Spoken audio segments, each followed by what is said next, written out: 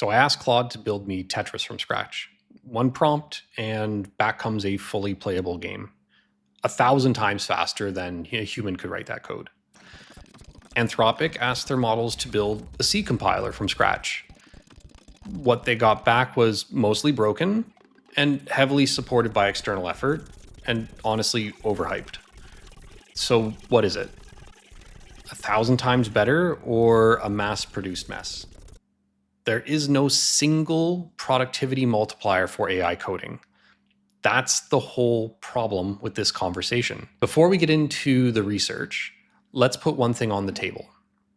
More output doesn't guarantee better results. Even if you had a genuine 10x productivity multiple, you have no guarantee you'll 10x revenue. You still have to know what to build. Strategy still counts for a lot. So we're not here to hype. We're here to figure out what's actually going on. I'll introduce a better way to think about this, the jagged performance frontier. We'll break down what shapes it and look through that really quickly together. And we'll take a look at where all of this stuff is heading. Developers on social media are claiming 10x and sometimes 100x productivity. Businesses are budgeting for mass AI-driven efficiency. CEOs are telling their boards this will cut their headcount. Then you look at the research. The METR study tested experienced developers on their own open source code bases and found they were 19% slower with AI tools. And these developers believed they were faster while measurably being slower. Stanford found 12 to 31% improvements, but only on simple, well-defined tasks. The Remote Labor Index found AI could only complete 2.5% of real-world freelance tasks. So you have developers saying 10x, studies saying minus 19, and businesses expecting 100.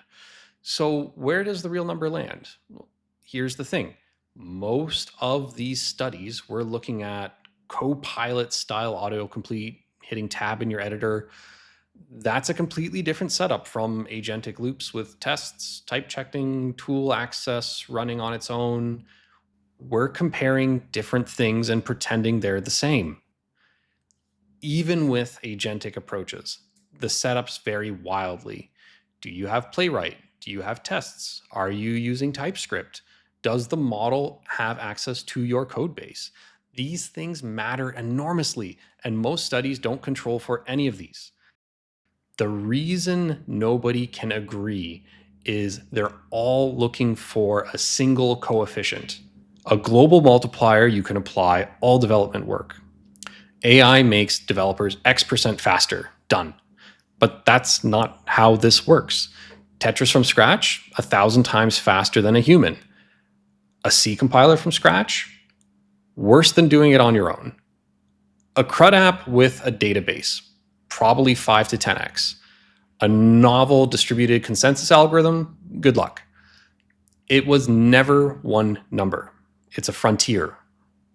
A jagged performance frontier where the tasks, the setup, the domain, they all sit at completely different points. 3 things shape where you land on this frontier.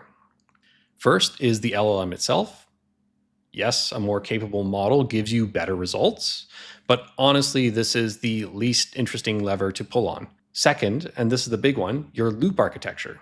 The scaffolding around the LLM, the tests, the type checking, the browser, automation tools, access, file access. Here's why this matters so much. Think of each step an agent takes to flip a coin. At 90% accuracy per step in predicting, you get about 10 steps before something goes wrong. You bump that up to 95%, and the expected chain length doubles to 20. It's not a linear improvement in percentage, it's exponential. Every verification layer you add to the loop that pushes per step accuracy up a few points of percentage, tests that catch errors, a type compiler that rejects bad code, Playwright that checks the actual browser, a small bump in per step accuracy makes a huge difference in how far the agent can get on its own. This means a mid-range model inside a well-built loop can outperform a frontier model with no loop. Third is the complexity and nature of the task itself. Some tasks are just fundamentally more agent-friendly than others. Tetris has clear rules, clear success criteria, well-understood patterns. An agent can get to the right answer because it's easy to check if it's right. A C compiler, everything depends on everything else. Correctness is subtle, edge cases pile up.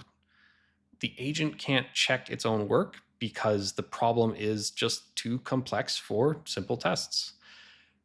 Same model, same loop, wildly different results depending on where the task sits on that complexity spectrum. The frontier isn't static, it moves. Inference costs have collapsed 1,000-fold in 3 years. Models get better and cheaper almost for free every year, but they get better at what they're trained on. Code keeps improving because there are mountains of training data and clear correctness signals. Telling a new joke, it's still terrible at that. The frontier shifts, but it stays jagged. And something people often miss is that their loops are coupled to the models they're using. A loop you built for how a particular model fails might be waste on a next generation model. All those guardrails and retries and defensive scaffolding might not apply anymore. Or worse, it might actively fight the model's strengths. When the model changes, your loop might need to change with it. So the frontier moves, the shape stays jagged, and your loops need to evolve alongside the models. Building the loop isn't a one-time thing. You need to keep tuning it. The skill is building and adapting to these loops, understanding what scaffold, how to verify, and how to build these feedback loops. That's what determines where you sit on this frontier. And that is learnable. This channel is about exactly that. How to build these loops and structure them and keep adapting as the models evolve. Practical, hands-on, no hype. If you want to dig into the research on your own, I have a survey of over 1,200 research papers linked in the description. And if your team is trying to figure this out on your own, I run hands-on workshops. The link's down there too.